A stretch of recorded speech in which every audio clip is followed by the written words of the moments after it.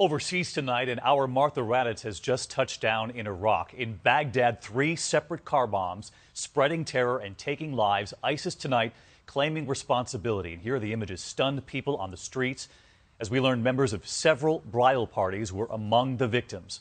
The violence in Iraq, just as more American troops are sent to the region, even closer to the front lines against ISIS. And Martha and her team are there. The most violent day in Baghdad this year began with an ISIS car bomb ripping apart this market, killing 63, reportedly among them brides and grooms getting ready for their weddings. 2 more car bombs exploded in other parts of the city, taking at least 93 lives in total and wounding hundreds. And as the danger increases here, more American troops are heading into harm's way. About 200 additional Americans are soon to be deployed as advisors to the Iraqi army.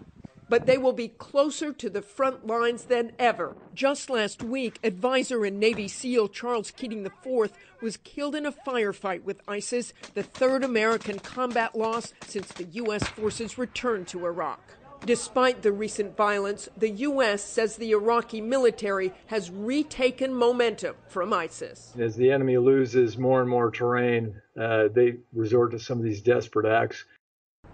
And Martha Raddatz reporting in now from Baghdad. And as you reported there, Martha, more American troops are now headed into harm's way in the fight against ISIS there. So is ISIS losing ground and getting more desperate?